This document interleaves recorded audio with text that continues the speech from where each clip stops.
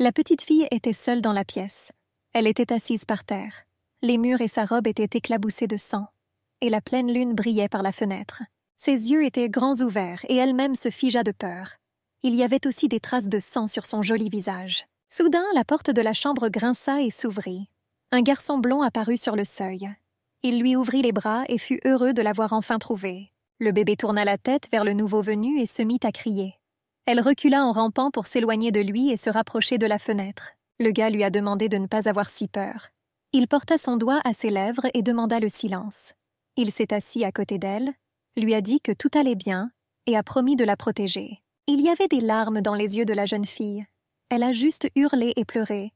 Le gars, souriant, essuya soigneusement ses larmes. Puis il attira le bébé vers lui et la serra fort dans ses bras. Il lui dit affectueusement que tout allait bien maintenant parce qu'elle lui appartenait. Ciel bleu, il y a une forêt autour. Une simple clôture en bois en sépare la petite zone cultivée. Une fille mince aux cheveux longs et foncés choisissait des tubercules dans le lit du jardin et les mettait dans un seau assez grand. Parfois, elle rencontrait des pierres, mais elle ne les prenait pas, mais les jetait par-dessus la clôture sur la route. Lorsque le seau était déjà plein, elle frappa le seau avec une de ces pierres. À ce bruit, un homme portant un chapeau à large bord sortit. Il lui fit un signe de la main, faisant une sorte de signe. La jeune fille fragile a pris le manche du seau à 2 mains et l'a arraché du sol avec effort. L'héroïne de notre histoire ne pouvait pas parler. La raison en était probablement la peur suite à un accident survenu dans son enfance. Elle ne se souvenait pas du tout de cet incident. Elle se tenait avec un seau de tubercules et comprit qu'elle devait l'apporter au château le plus tôt possible. Et elle devait se dépêcher. Alors qu'elle traînait un seau surdimensionné sur la route, un cavalier la rattrapa par derrière. Des pierres volaient dans différentes directions sous les sabots du cheval. La jeune fille se retourna au bruit des sabots. Le cheval était élevé sur ses pattes arrière par le cavalier. Effrayée, elle a laissé tomber le seau et les tubercules ont roulé le long de la route. La jeune fille maigre tomba à genoux. Le cavalier lui demanda d'un ton moqueur quel était le problème. Il a tellement ri qu'elle ne pouvait même pas crier. La fille a essayé de pleurer et de crier. J'ai essayé de dire des mots demandant pardon et regret, mais rien n'a fonctionné pour elle. Elle se tenait la gorge et ouvrait seulement la bouche. La blonde ordonna à la servante de ne pas se ridiculiser. Après tout, elle a magnifiquement discuté avec son frère Camille plus d'une fois. Le gars est descendu de cheval. Il se tenait à côté de la servante muette. Il a dit qu'il était le fils aîné du marquis Lafayette. Et je ne comprenais pas pourquoi la jeune fille, comme tous les autres domestiques, était si sympathique envers Camille, son jeune frère. Tout le monde idolâtrait presque le jeune homme. L'aîné pensait qu'il était trop frivole à cause de cela. Il attrapa la femme mince par ses longs cheveux. La blonde tenait la fille par les cheveux et lui criait à l'oreille qu'il était l'héritier ici. Il l'a menacée pour qu'elle n'ose pas l'ignorer. Et il lui tira les cheveux avec encore plus de force. Camille a couru et a appelé la fille par son nom. L'aîné regarda son frère avec colère par-dessus son épaule et serra les dents. Il a dit à cet idiot de sortir d'ici. Le duc aîné monta immédiatement à cheval et partit au loin. Et la jeune fille a continué à s'asseoir, abasourdie, sur la route à côté d'elle, avec un seau renversé et des légumes racines éparpillés. Le gars a demandé à Yulia si elle allait bien.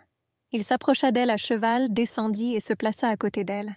Il a demandé si son frère avait eu le temps de lui faire du mal. Camille lui toucha le visage avec sa main. Et puis la fille a pu émettre au moins un son. Elle a assuré au monsieur qu'elle avait peur. Le gars souriant a dit qu'elle n'avait rien à craindre. Pour qu'elle ne s'inquiète pas, il a promis d'être toujours à ses côtés. Il s'assit à côté d'elle et lui caressa la tête. Et la fille maigre regardait avec confiance ses yeux pleins de gentillesse. Il y avait des larmes dans ses yeux. Elle hurlait et sanglotait. Elle a dit que grâce à lui, elle était restée en sécurité, qu'il l'avait sauvée et pour cela, elle lui en était reconnaissante. La jeune fille se releva en essuyant ses larmes. Elle a dit au duc qu'elle devait y aller parce qu'elle avait beaucoup de travail à faire. Le gars lui a proposé son aide. Julia a catégoriquement refusé d'accepter son aide. Elle a insisté sur le fait qu'il n'aurait pas dû faire ça. Et le gars ramassait des légumes racines qui roulaient le long de la route. Camille a dit à la fille qu'il voulait juste être avec elle. Et je me demandais pourquoi ce n'était pas possible. Julia était toute rouge, mais ne trouvait rien à lui répondre. Elle secoua la tête, et le gars se contenta de sourire en la regardant. L'action s'est déroulée dans le royaume d'Arcadie. Dans le sang de la dynastie royale, 2 familles ducales ainsi que dans la famille des marquis, qui servent la couronne depuis l'Antiquité, coule la capacité appelée arcane. Notre héroïne travaillait comme femme de chambre dans le domaine de l'ancien marquis Lafayette. Son deuxième fils, Monsieur Camille, possédait un arcane capable d'affaiblir temporairement maladies et malédictions. Selon le médecin, la jeune fille ne pouvait pas parler en raison d'un traumatisme mental. Mais même si les arcanes de Monsieur Camille n'agissaient pas sur elle, elle a acquis la capacité de parler. Alors ils marchèrent lentement jusqu'au château, discutant joyeusement de tout et de rien de particulier. Le gars a posé le seau par terre à côté de la porte de la cuisine. Des jurons ont été entendus derrière la porte. La femme qui a ouvert la porte a dit les pires paroles à la jeune fille. Mais elle fut stupéfaite lorsqu'elle les ouvrit, et lorsqu'elle aperçut le monsieur, elle lui demanda pardon. Le gars s'est excusé en réponse. Il a dit que c'était lui qui leur avait causé des ennuis et des problèmes inutiles. Il sourit joyeusement à la jeune fille et lui demanda ce qu'elle allait faire maintenant. Elle a dit que maintenant elle devait laver les pommes de terre. Elle a demandé au cuisinier d'attendre encore un peu avec un salut. Le monsieur a demandé au cuisinier de pardonner à la malheureuse fille, et elle ne comprenait pas pourquoi Monsieur Camille était si préoccupé par cette fille sans cervelle. Elle a promis qu'elle ne la laisserait pas s'en sortir comme ça. Déjà la nuit, chez elle, la jeune fille allait se reposer. Les vêtements lavés étaient suspendus à une corde pour sécher. La fille maigre s'est assise par terre et s'est reprochée d'avoir encore échoué aujourd'hui. Elle se dit que demain, elle essaierait de tout faire pour ne pas se faire gronder. Après tout, elle ne pouvait que causer des problèmes à Monsieur Camille. Mais quelqu'un armé d'un fouet s'approchait de la maison isolée de notre héroïne. Elle entendit ses pas retentissant dans un silence complet. La jeune fille ne savait pas de qui il s'agissait et se recroquevillait de peur dans le coin de sa misérable maison. Elle crut entendre des pas humains, et elle fut surprise car il faisait nuit profonde dehors. Elle attendit avec peur que la porte s'ouvre. Bientôt, le craquement des charnières rouillées se fit entendre. Un sourire malicieux déformait le visage déjà peu attrayant du type. Monsieur Grégory est apparu sur le seuil de sa maison au clair de lune. Il était ivre, dans sa main droite il tenait une bouteille de vin vide et dans sa gauche un fouet. Il a fouetté avec un fouet. Il a dit qu'ils étaient tous des idiots et des crétins, qu'ils ont exalté son jeune frère Camille. Le gars poussa un soupir de colère et encore une fois son fouet tomba sur le dos de la jeune fille. Mais elle n'a pas émis de bruit. Il a dit que c'était une femme ennuyeuse. Et la jeune fille était allongée par terre près du lit avec une chaise renversée. Julia pensait que c'était bien qu'elle soit seulement battue. Mais le fils aîné du duc n'était jamais entré par effraction dans son placard de cette manière auparavant. Et maintenant, elle avait peur. Elle essaya de penser à Monsieur Camille et elle se sentit plus calme. Le soleil se levait au-dessus de l'horizon. Le matin arrivait. Un seau d'eau froide a été jeté sur la tête de la jeune fille. Le cuisinier a crié à la femme maigre qu'elle était en retard. Elle l'a traitée de paresseuse. La jeune fille s'inclina, mentalement demandé de lui pardonner. La femme a ordonné de ne pas l'énerver. Elle a ordonné à la jeune fille de le laver rapidement et lui a montré un seau plein de vaisselle sale. Julia attrapa le seau et alla laver la vaisselle sale. Le cuisinier se demandait pourquoi la fille était si maladroite et maladroite. Un autre a déclaré que ces personnes étaient généralement licenciées. Et ce, habituellement, l'a alarmée. Le troisième a demandé d'arrêter de laver les os. Elle a admis qu'en les écoutant, elle-même avait commencé à se mettre en colère. Le gars qui est entré a remercié les femmes de ménage pour leur travail. Les filles furent surprises de voir apparaître le jeune monsieur dans la cuisine.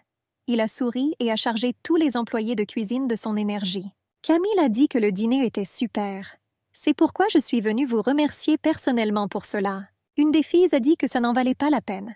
On savait que Monsieur Camille venait de temps en temps voir les servantes. Il les remercie, bien qu'il soit aristocrate et qu'il ne soit pas obligé de le faire.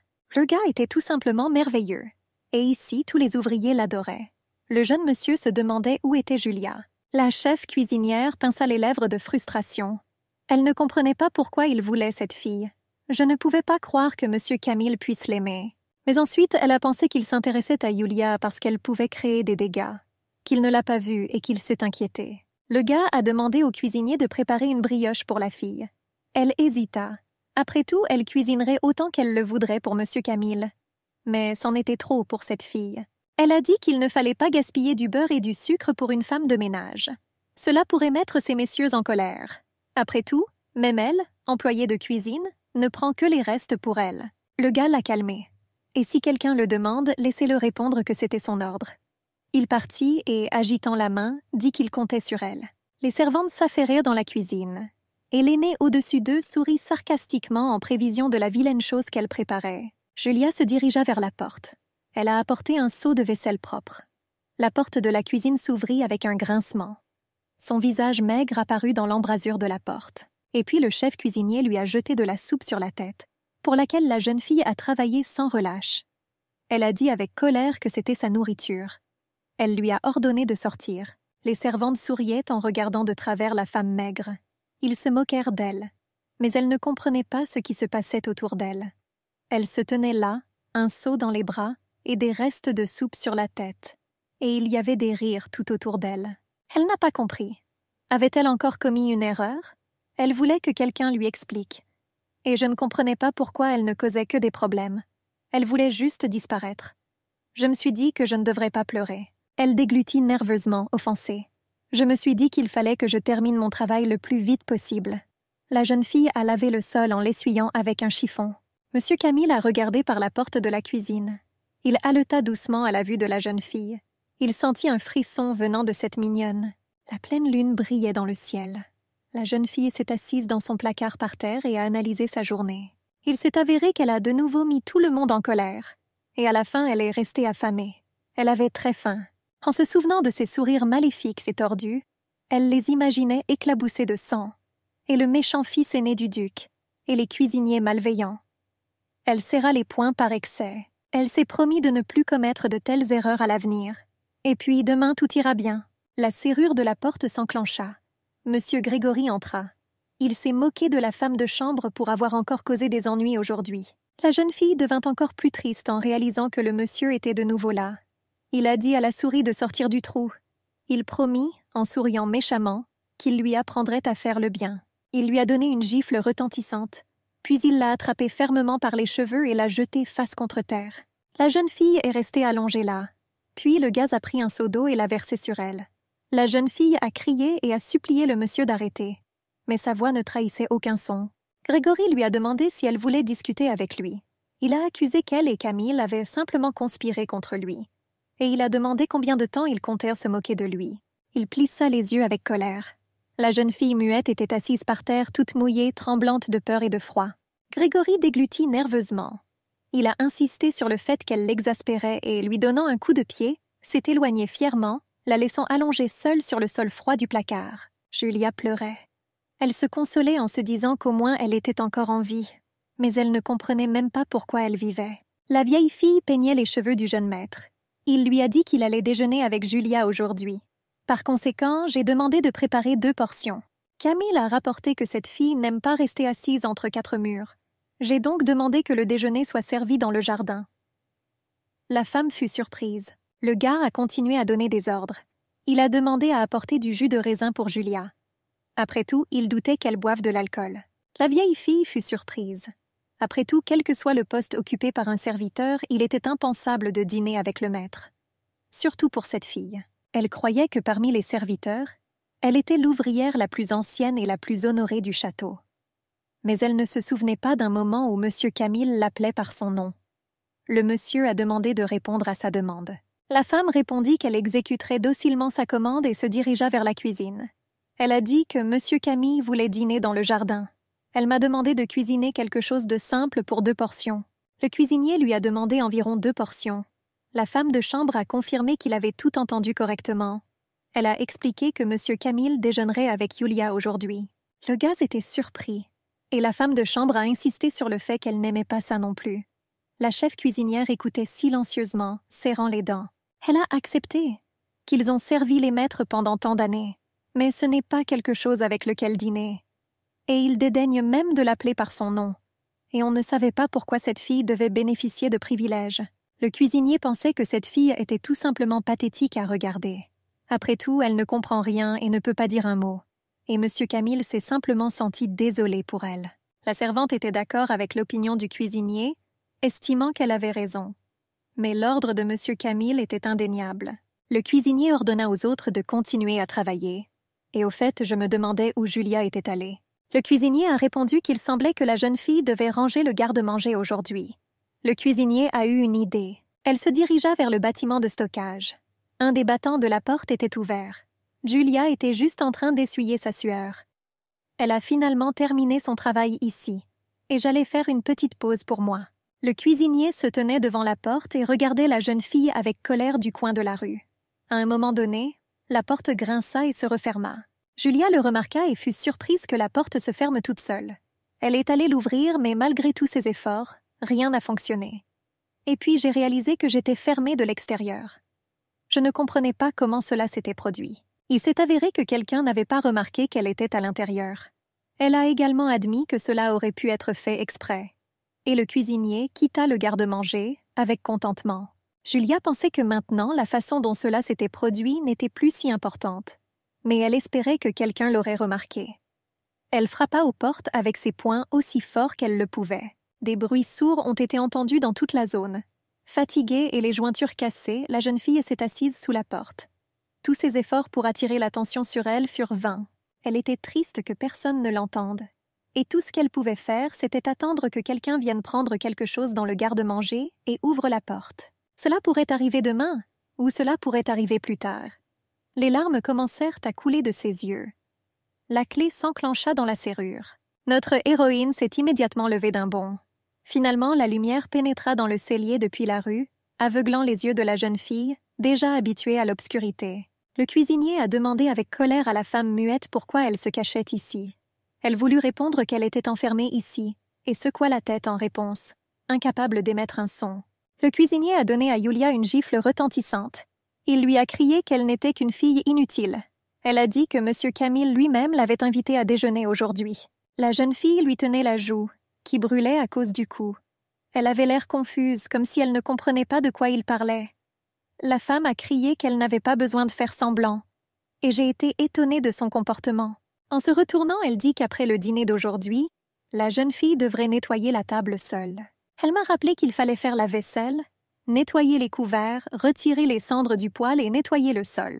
Le cuisinier a dit à la jeune fille de faire tout cela seule, qu'elle a considérablement gâché l'humeur de M. Camille, et elle s'en est sortie trop facilement. Julia a été surprise que M. Camille l'invite à déjeuner avec lui. Après tout, cela n'est jamais arrivé auparavant. Mais s'ils disèrent la vérité, alors ce qu'elle avait dû faire était tout simplement terrible. Il faisait déjà nuit dehors. Le château du duc et l'ensemble du domaine étaient illuminés par la lumière des étoiles. La jeune fille lavait le sol avec une vadrouille. Soudain, un jeune homme entra dans la porte. Il a été surpris qu'elle travaille seule dans la cuisine aujourd'hui et a demandé où tous les autres étaient allés. La jeune fille a demandé pardon à M. Camille. Il ne comprenait pas pourquoi. Julia a insisté sur le fait qu'elle ne savait pas qu'il l'avait invitée à déjeuner avec lui. Il y avait de grosses larmes dans ses yeux. Le gars lui sourit en retour. Il lui a assuré qu'elle n'avait pas à s'inquiéter pour ça. J'ai réalisé qu'elle devait être très occupée à ce moment-là. La jeune fille a nié être occupée, et elle a essayé d'expliquer qu'elle était enfermée dans le placard. Mais il l'interrompit sans écouter la fin.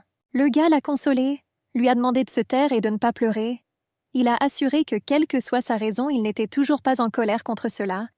Julia a dit que c'était si gentil de sa part, et elle. Camille ne m'a pas laissé finir, mais a simplement serré la femme maigre dans ses bras. Il lui dit des mots réconfortants et toucha le haut de sa tête avec ses lèvres. Le gars regarda la fille et sourit. Il a admis qu'il l'aimait bien même lorsqu'elle pleurait enfermée dans le placard. Et il était heureux de ne pas être dégoûté par Julia. Des larmes coulèrent des yeux de la jeune fille. Elle a demandé à M. Camille pourquoi il était si gentil avec elle. Il lui caressa la tête et la trouva mignonne. Il l'appelait par son nom, la considérant uniquement comme la sienne. Le ciel devenait déjà écarlate. Le gaz a demandé à la femme de ménage si elle travaillait dur. Elle a assuré que tout allait bien. Elle ne pouvait tout simplement pas parler, et elle n'avait personne à qui parler. Julia a dit qu'elle ne faisait que gêner tout le monde. Et pour cela, elle doit souvent s'excuser.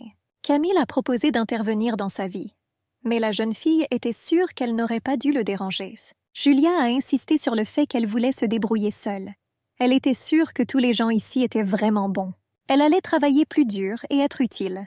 Et elle pensait qu'elle ne pouvait pas constamment compter sur l'aide de M. Camille. Le gars est devenu sérieux. Le gars a demandé à la fille maigre de ne pas dire des choses aussi tristes. Ses cheveux blonds étaient emportés par le vent en une longue queue. Le visage de Julia était surpris. Elle a essayé de poser une question au monsieur, mais il l'attira silencieusement vers lui, la serrant dans ses bras. La lune cornue n'a été témoin que de sa caresse. Le gars lui a dit doucement qu'il l'aimait bien. La jeune fille trouva ça étrange. Camille a assuré qu'elle avait elle-même remarqué son attitude et ses sentiments à son égard. Mais Julia le poussa contre la poitrine avec sa main fine. Elle a dit que cela ne pouvait pas être fait.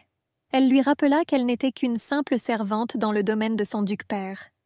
Le gars était plongé dans ses pensées. Il était surpris qu'elle soit gênée par la différence de leur statut social et qu'il appartenait à la noble famille Lafayette. Le gars a rappelé qu'il n'était que le deuxième fils, et il n'héritera ni du titre ni de la fortune de leur famille. Camille a insisté sur le fait qu'il n'avait qu'un nom noble. Julia lui a demandé de ne pas dire ça. Elle a assuré à M. Camille qu'il était une personne merveilleuse. Elle a parlé de sa gentillesse et de son attention envers un simple serviteur. La jeune fille a assuré qu'il était cher non seulement à elle, mais à tous les habitants de ce domaine. Le gars l'a remercié. Il a dit qu'il ne pouvait pas lui demander d'accepter ses sentiments alors qu'il se trouvait dans une situation aussi précaire. Julia regarda le monsieur offensé. Il lui a demandé pardon. Il a insisté sur le fait qu'il ne voulait pas l'encombrer de ses sentiments. Il lui a seulement demandé de se rappeler qu'il l'apprécie beaucoup. La jeune fille attira son attention sur le fait qu'il faisait déjà complètement noir. Camille a indiqué qu'il la raccompagnerait chez elle. Il m'a assuré qu'il était dangereux de marcher seul à une telle heure. Son frère aîné, Grégory, les regardait derrière un arbre. Il se dit avec colère que cette fille avait osé l'ignorer et donner la préférence à son frère. La fille maigre se tenait devant la fenêtre au clair de lune. Elle était déjà vêtue de vêtements de nuit, et elle s'est souvenue des mots de reconnaissance des sentiments de M. Camille. Elle toucha son visage et se rassura qu'il plaisantait avec elle. Après tout, c'était une femme de chambre ordinaire, et maintenant elle ne pouvait même plus parler, et je ne me souvenais pas du tout de mon passé. Elle était sûre que la disposition de M. Camille à son égard ne suffirait pas, et je ne voulais pas être trompée. Mais même si ses paroles n'étaient pas sérieuses, elle était quand même heureuse d'entendre la reconnaissance d'une personne aussi merveilleuse. Elle se demandait si elle pouvait se permettre d'être heureuse juste un petit moment. Un vase tomba au sol avec fracas et se brisa. Le gars a crié qu'ils étaient tous des idiots. Il a dit Grégory était sûr que tout dans cette maison lui appartenait. Et cette fille n'appartenait pas non plus à Camille, mais à lui. Il frappa du pied à la porte du placard. Il ordonna à la servante de l'ouvrir. Julia reconnut la voix et frissonna. Elle supposait qu'il voulait la battre à nouveau. Le type est apparu à la porte, éclairé par le clair de lune. La jeune fille avait une question silencieuse sur le visage. Il lui semblait qu'il avait l'air différent aujourd'hui. Grégory plissa les yeux. Il attrapa la servante par les vêtements, et il commença à dévoiler son décolleté. L'horreur silencieuse se figea dans les yeux de la victime. Le gars s'est appuyé sur elle de tout son corps et l'a projetée au sol. Elle avait envie de lui crier d'arrêter, mais il sourit méchamment. Il lui a assuré qu'il lui rappellerait à qui elle appartenait. Grégory a essayé d'arracher les vêtements de Julia. Elle le supplia d'arrêter et des larmes brûlantes coulèrent sur ses joues. La fille a essayé de crier. Les mains du gars glissèrent lentement le long de sa taille, comme pour la brûler avec le feu. L'héritier aîné du duché sourit, étonné que la jeune fille essaie de résister. Même les tentatives infructueuses de Julia pour se libérer l'excitaient encore plus. Il la pressa contre le sol, comme si la fille était une sorte de chose pour lui. L'espoir s'est évanoui dans les yeux de la jeune fille, et les larmes ont coulé comme un ruisseau sur le linge de lit. Il commença à parler de son statut d'héritier. Il a assuré à quel point la jeune fille n'avait aucun talent en tant que femme de chambre et a fait un sale compliment à son visage taché de larmes. Promettant de trouver une utilité à son doux visage, il tenta d'arracher sa robe légère d'un mouvement brusque. Elle supplia mentalement le maître d'arrêter. Dans le silence de la nuit, on entendit frapper à la porte du plus jeune fils du duc, Camille. Il appela tendrement le nom de la jeune fille, espérant qu'elle ne dormait pas encore. À ce moment-là, Grégory sursauta de surprise et jura. Il regarda autour de lui avec méfiance au son, et une étincelle d'espoir brillait dans les yeux de la jeune fille. Camille, debout sous la porte du placard, a continué à appeler Julia, lui disant qu'elle avait oublié son foulard. J'ai demandé si elle dormait encore. La jeune fille maigre a mentalement appelé M. Camille à l'aider. Elle tapa du pied sur le sol, attirant son attention avec un bruit sourd. Il lui demanda la permission d'entrer. Le jeune homme a franchi les portes en trombe. Sa noble silhouette se reflétait au clair de lune. Ce qu'il a vu l'a horrifié. Son frère Grégory tenait la frêle fille allongée sur le sol. Elle a résisté à ses efforts pour se déshabiller. Camille a attrapé le violeur par le foulard et l'a éloigné de la fille, le soulevant. Je lui ai crié au visage lui demandant ce qu'il faisait. Il lui a demandé comment il avait osé penser à une telle chose. Il l'a condamné pour s'être tout permis uniquement par droit de naissance.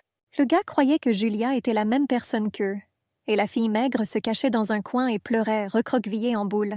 Camille ne comprenait pas comment son père, sa mère et son frère n'était pas capable de comprendre une chose aussi simple. Le visage du frère aîné s'est déformé. Il ne comprenait pas comment il était possible de comparer cette saleté sous ses pieds avec des gens de sang noble. Il a dit que ses paroles étaient folles. Il considérait la fille comme une simple chose appartenant à sa famille. Il était sûr qu'il serait celui qui disposerait de son héritage et de ses servantes à sa guise.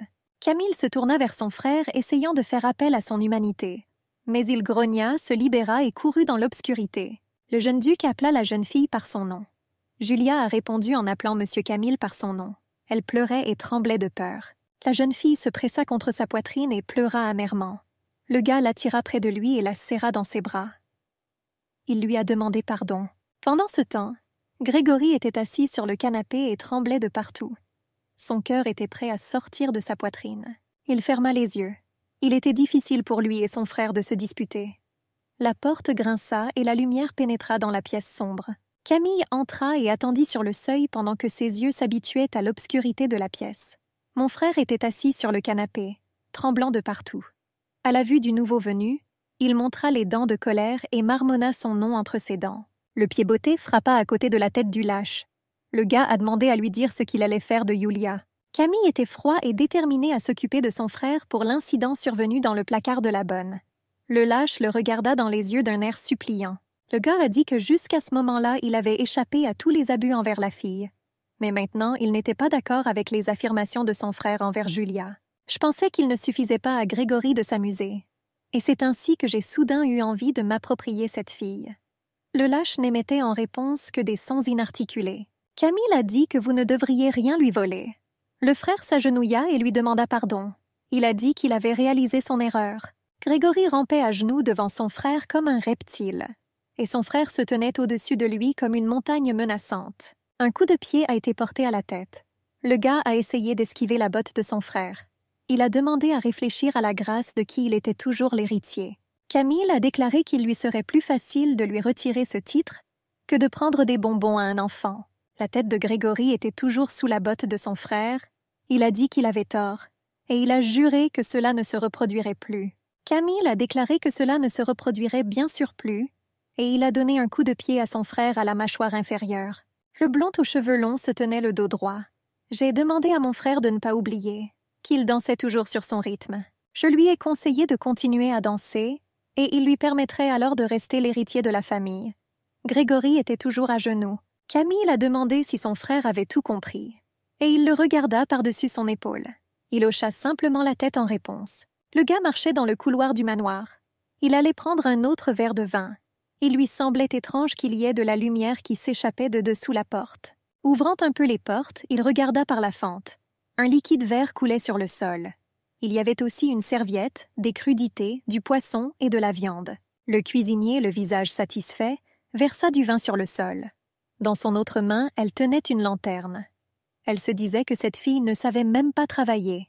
Mais malgré tout ça, elle était la seule dans un endroit spécial. Elle ne comprenait pas pourquoi M. Camille favorisait Julia. Et le gars se tenait tranquillement avec un visage triste. Tout était clair pour lui. Après tout, Julia fut la dernière à quitter la cuisine. Et maintenant, cette servante allait imputer tout le désordre à la jeune fille. Camille pensait que le cuisinier était un idiot. Il allait chercher du vin dans le garde-manger et, sur le chemin du retour, il décida de regarder dans la cuisine et de prendre du fromage. Il en arriva à la conclusion que plus il accorderait d'attention à Julia, plus les idiots de serviteurs deviendraient jaloux. Et plus souvent, ils se moqueront d'elle. Et c'était la même histoire avec Grégory. Il s'est avéré qu'il harcelait Julia, la battant avec ou sans raison juste pour exprimer sa colère. Après tout, le frère aîné estimait que Camille lui était supérieure à bien des égards, et ses actions étaient sa façon de se sentir plus en confiance. Le gars était assis sur une chaise et buvait du vin dans un verre. Sur la table devant lui se trouvait une bouteille ouverte, du fromage et des raisins. C'était comme un cercle vicieux. Il se souciait de Julia, alors les domestiques l'intimidaient, et Grégory s'en prenait à elle. Et plus elle s'enfonçait dans cette solitude, plus elle devenait dépendante de ses soins. Le gars a rappelé à quel point elle s'accrochait à lui et avait besoin de câlins et d'affection. Il sirota son vin et se souvint à quel point elle était douce, sa Julia. Les employés de cuisine qui sont entrés ont été horrifiés par ce qui s'y passait. Et tout le monde tourna son attention vers la jeune fille fragile. La cuisinière a demandé avec colère si c'était elle qui le faisait.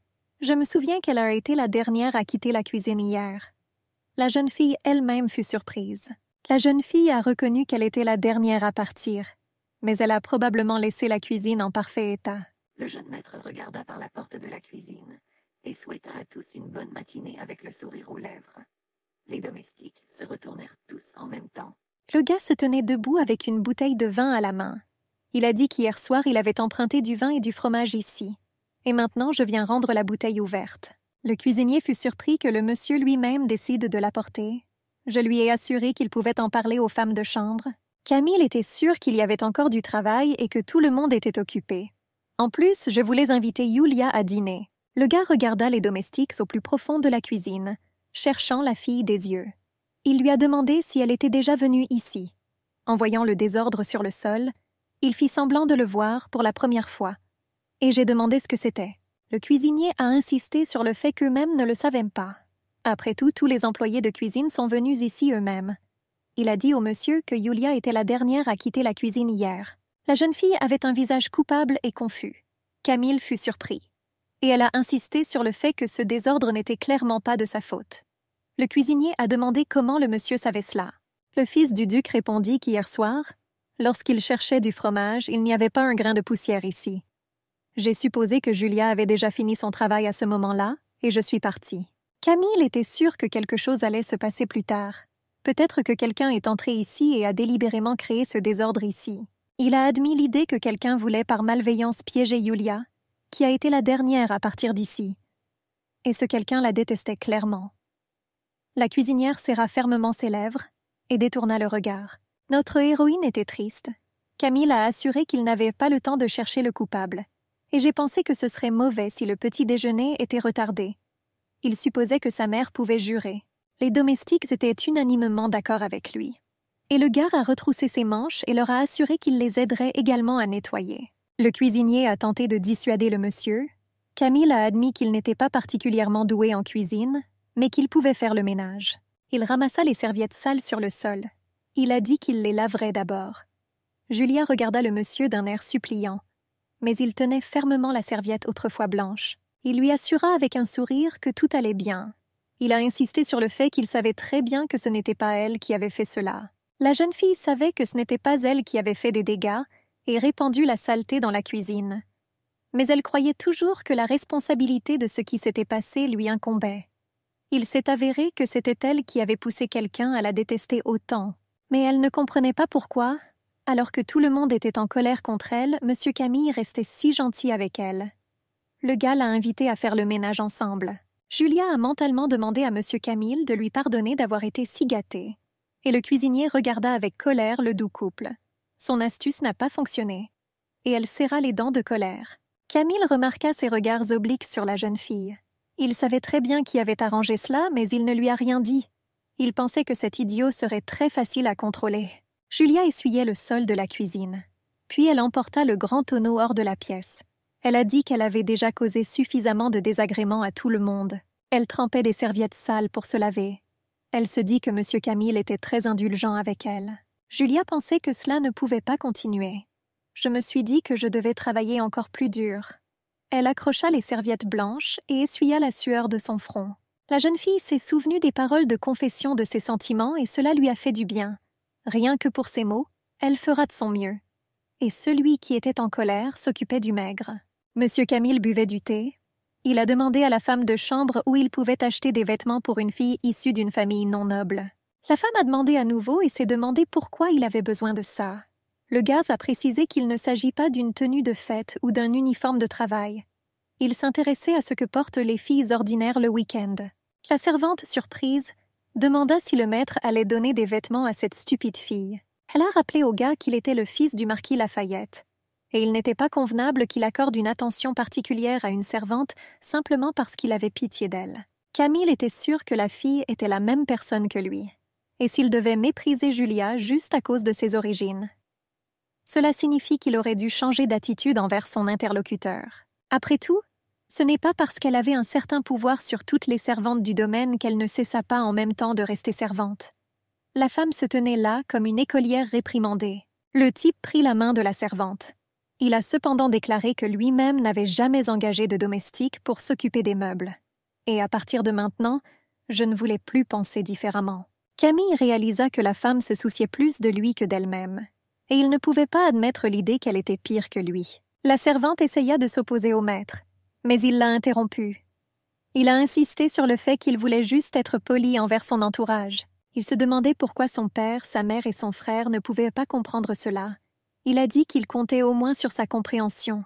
La femme avait l'air honteuse. Le gars a soudainement pris sa femme de chambre par la main. Elle a été surprise par l'affection de M. Camille, et il lui baisa galamment la main comme un chevalier honorant une noble dame. Il a dit qu'il prenait soin de Julia ces derniers temps parce qu'il voyait qu'elle traversait une période difficile. Mais la nounou lui était plus chère que quiconque. Une théière et 2 tasses en porcelaine étaient posées sur la table.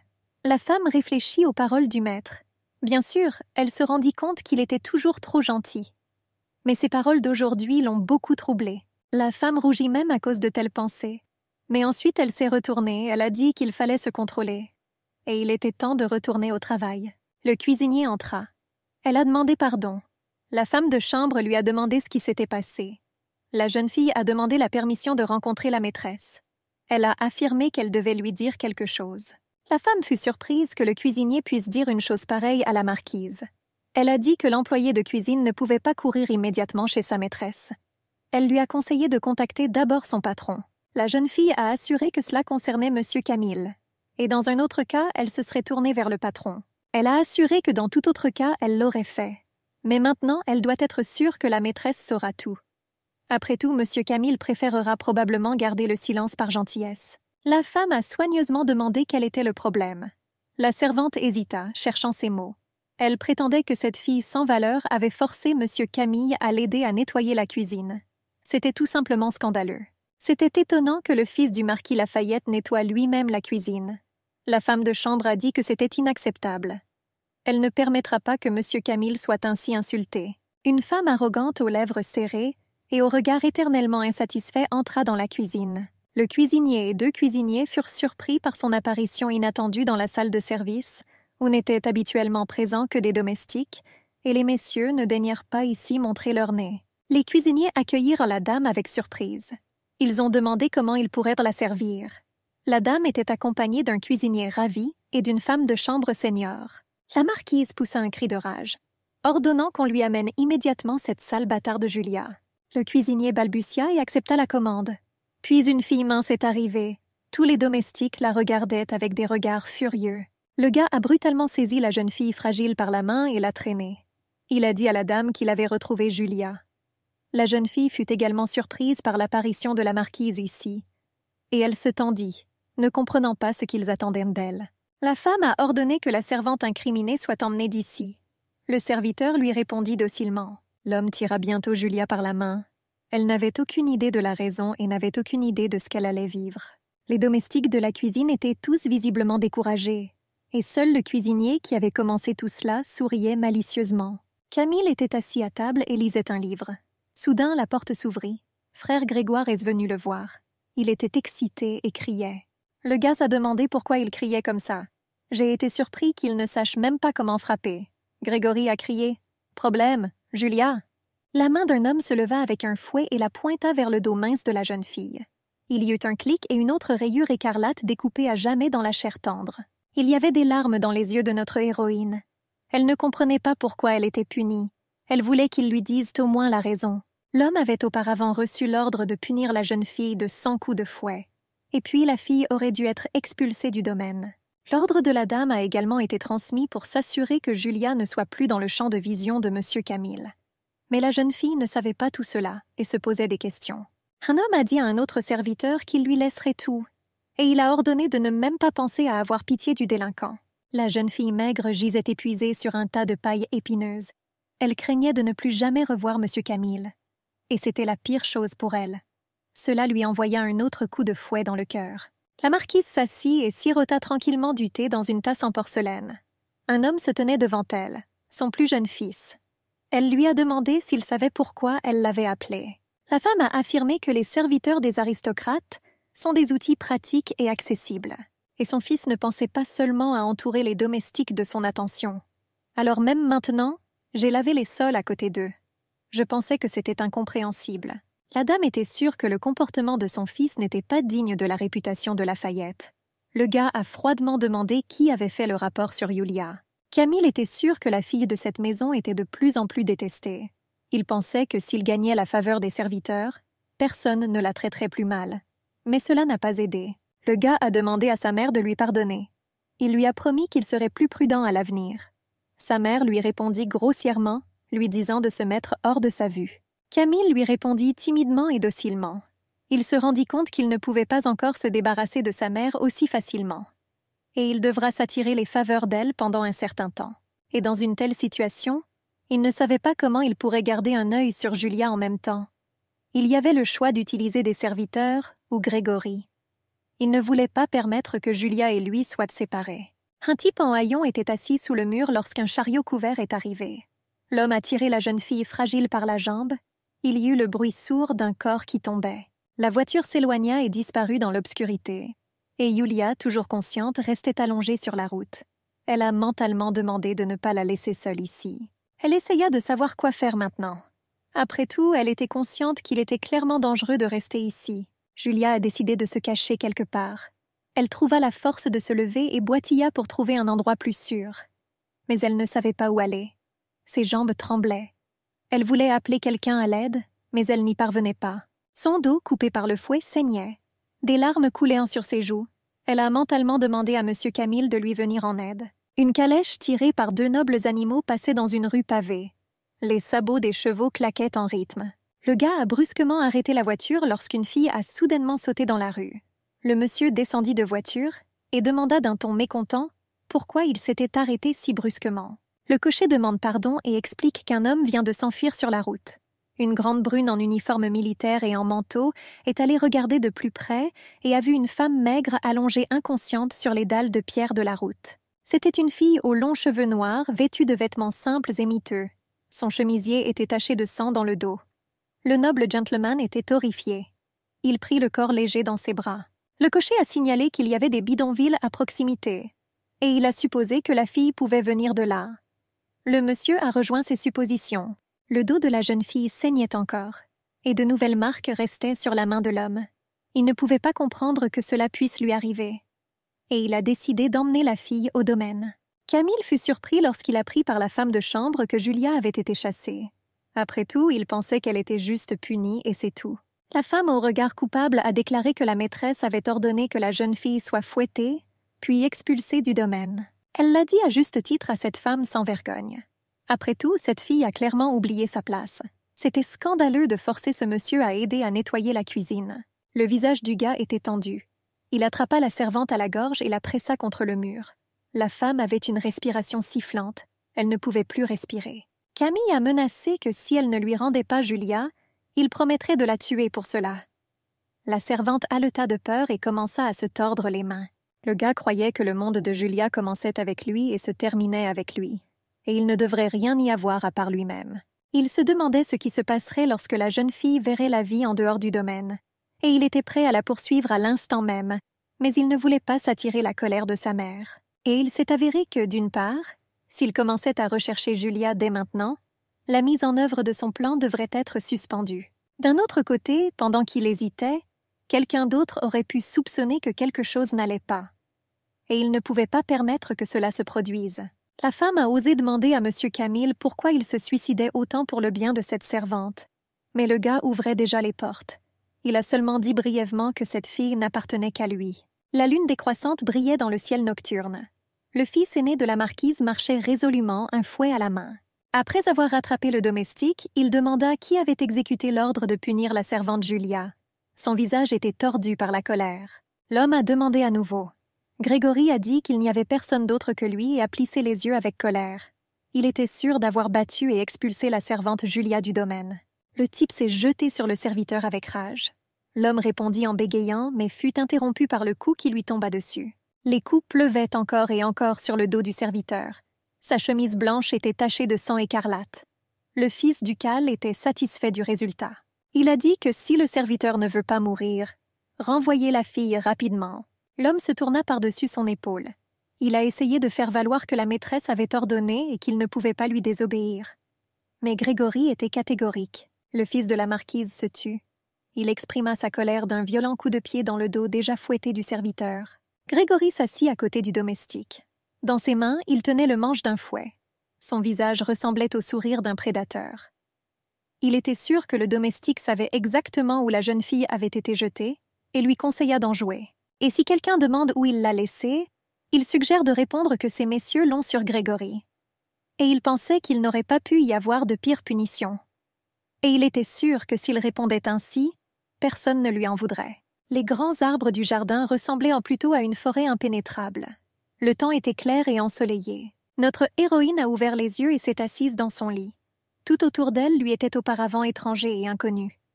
Elle essaya de comprendre ce qui lui était arrivé et où elle se trouvait maintenant. Alors qu'elle se demandait de quel genre d'endroit il s'agissait, un jeune homme entra. Il sourit amicalement à la jeune fille. J'étais heureux qu'elle soit enfin réveillée. Julia ne savait pas qui était cet homme. Grand brun aux traits pointus mais doux, il était clairement de sang noble. Il a demandé comment se sentait la jeune fille. Et après une pause, il fut très surpris. La jeune fille réalisa seulement maintenant que l'inconnu ne savait pas qu'elle ne pouvait pas parler. L'homme lui a posé des questions sur son mutisme. Julia hocha la tête. Il lui a demandé si elle savait écrire. Mais elle se contenta de secouer négativement la tête en réponse. La déception apparut sur le visage de la brune. Notre héroïne ne savait pas quoi faire, et elle pensait qu'elle n'aurait pas dû décevoir son sauveur. L'homme s'est excusé. Il a assuré à la jeune fille sauvée qu'il n'avait aucune intention de lui reprocher quoi que ce soit. D'un mouvement confiant de la main, il tira une chaise à côté de son lit et s'assit à côté d'elle, souriant chaleureusement. Je lui ai demandé la permission de me présenter en premier. Julia a conclu par elle-même que cet homme occupait clairement une position élevée dans la société, et je pensais qu'il s'était assis à côté de moi par politesse. Le propriétaire du domaine a déclaré qu'il s'appelait Glenn de Westris et qu'il porte le titre de duc de leur pays. Notre héroïne ne comprenait pas pourquoi une telle personne prenait soin d'elle. Il a déclaré qu'il était récemment passé près d'un bidonville, qu'elle a sauté sur la route juste devant sa voiture, qu'elle n'a pas répondu du tout, puis est tombée complètement, perdant connaissance. L'homme pensait que tout cela était dû à ses blessures au dos, et il ne pouvait pas la laisser dans cet état. J'ai donc décidé de l'emmener avec moi au manoir. Glenn a déclaré qu'elle était restée inconsciente pendant 3 jours. Il était sûr qu'elle avait encore mal au dos, et lui a demandé comment elle se sentait. La jeune fille pensait que tout allait bien maintenant, mais elle ne pouvait pas répondre. L'homme a insisté sur le fait qu'elle n'aurait pas dû être timide. Il a prévenu que le médecin viendrait bientôt. Mais avant cela, il voulait lui poser quelques questions. Mais puisque la jeune fille ne savait ni parler ni écrire, que pouvait-elle faire? Et Glenn se frotta le menton en réfléchissant. Ce n'était pas qu'il n'y avait aucun moyen, mais il ne voulait pas l'utiliser. L'homme pensa qu'elle devait d'abord se rafraîchir. Et bientôt un plateau avec de la soupe chaude et des couverts était prêt. La servante s'inclina et sourit et dit que comme la jeune fille n'avait pas mangé depuis plusieurs jours, elle lui conseilla de ne pas se précipiter, mais de mâcher lentement et de surveiller les sensations. La femme maigre croisa les mains comme pour prier et s'enfonça en elle-même. Devant elle se trouvait un plateau avec une assiette, une cuillère et une serviette. Glenn regarda cela avec surprise. La jeune fille apporta lentement cuillère après cuillère de soupe à sa bouche. L'homme remarqua ses manières. On ne pouvait pas dire qu'ils étaient parfaits, mais il était clairement visible qu'elle connaissait l'étiquette. Pendant ce temps, notre héroïne s'essuyait la bouche avec une serviette. Et il était surpris de voir à quel point une fille des bidonvilles pouvait être si polie et si sophistiquée. Il se demandait qui elle était. Mais elle-même ne savait pas vraiment qui elle était. Dans l'obscurité, le cuisinier envieux s'est approché du placard de Julia. Elle ouvrit la porte avec un grincement. Monsieur Camille se tenait à la fenêtre, pensif, il haletait de surprise. La jeune fille s'approcha de lui. Elle a dit qu'elle s'attendait à le trouver ici. Après tout, il venait ici tous les soirs. Elle serra le monsieur dans ses bras par derrière. Elle lui a adressé des paroles gentilles. Elle lui a assuré qu'elle le consolerait. Elle a demandé à Camille d'oublier ça, Julia. Que cette fille et elle aussi ne sont que des servantes dans la maison Lafayette, et leurs vies sont contrôlées par ces messieurs. Mais le visage du gars était sombre. Le cuisinier a assuré que le maître avait le droit de faire d'elle ce qu'il voulait. Le gars a répondu « D'accord ». Il a assuré qu'il le ferait. Et d'un coup sec, il frappa la jeune fille au visage avec sa main. Une seconde plus tard, la femme envieuse était assise par terre et du sang coulait de son nez cassé sur le sol. La confusion était inscrite sur son visage. Camille a insisté sur le fait que c'était elle qui l'avait signalé. Il a dit qu'il ne connaissait pas son nom, mais il se souvenait bien de ce visage laid. Il posa le pied sur l'épaule du cuisinier. Elle se couvrit la tête de manière protectrice. Il y eut à nouveau un coup puissant. Camille a assuré qu'il n'oublierait pas Julia. Et ce n'est pas au serviteur de lui dire ce qu'il doit faire. Son pied était sur la tête de la servante.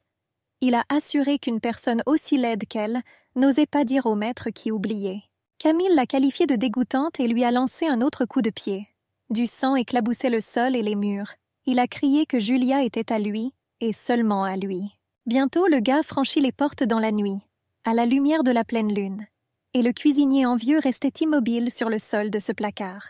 Camille demanda dans l'obscurité où se trouvait maintenant sa Julia. Il l'appela doucement par son nom. La jeune femme de chambre fut horrifiée par ce qu'elle vit, et le docteur se contenta de rire dans sa barbe. Le dos nu de la jeune fille sauvée était visible à leurs yeux. Sur celui-ci, des cicatrices écarlates et enflammées étaient visibles depuis le cil. Le médecin a demandé à la jeune fille de se tourner vers lui et d'ouvrir la bouche. Il lui a demandé de lui dire quelque chose. Mais elle ouvrit simplement la bouche en silence comme un poisson. L'homme a dit que tout était clair pour lui. Il a dit qu'il avait déjà fini pour aujourd'hui. Il a recommandé de bien frotter la pommade prescrite et de ne pas oublier les bandages. Il lui a conseillé de ne pas trop se surmener. La jeune fille s'inclina en remerciant et en même temps accepta son conseil. Bientôt, la porte claqua derrière le médecin. Glenn a demandé au médecin son opinion sur la santé et les blessures de sa charge. Il a dit que des cicatrices profondes resteraient probablement sur son dos et des cicatrices très désagréables en plus. Cependant, aucun os, muscle ou nerf n'a été endommagé. Et dans la vie de tous les jours, ces blessures n'auraient dû se manifester d'aucune façon. Le duc était attristé et s'appuya contre le mur. Le docteur continua. Quant à la voix de la jeune fille, il ne semble pas que le problème soit lié aux cordes vocales. Et il a supposé que cela pourrait être une conséquence d'un traumatisme mental ou de la peur.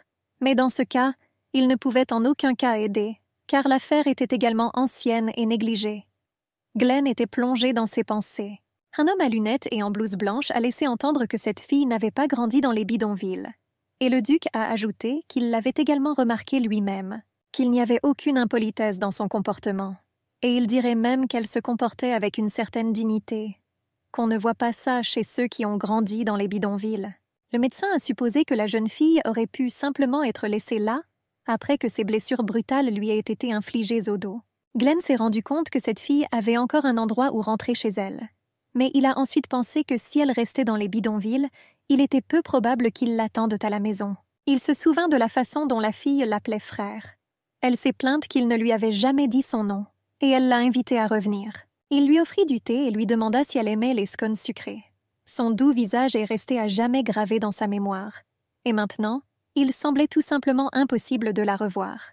Une semaine plus tard, lorsque Glenn entra dans la chambre de la fille, il fut tout simplement abasourdi par ce qu'il vit.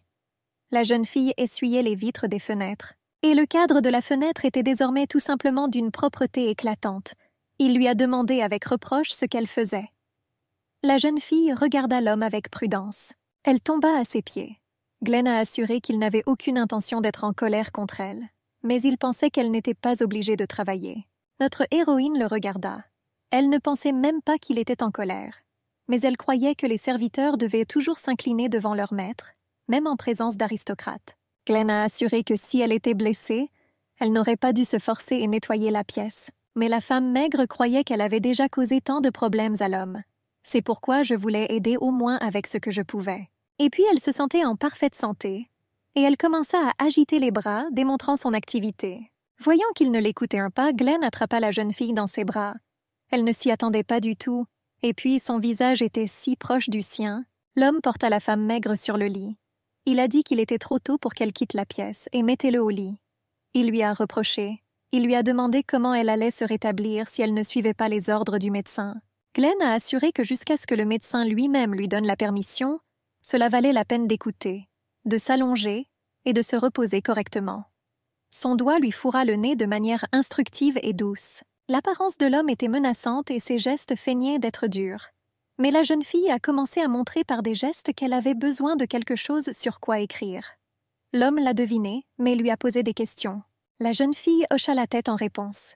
Glenn a demandé ce dont elle se souvenait soudainement et a été lui-même un peu intrigué.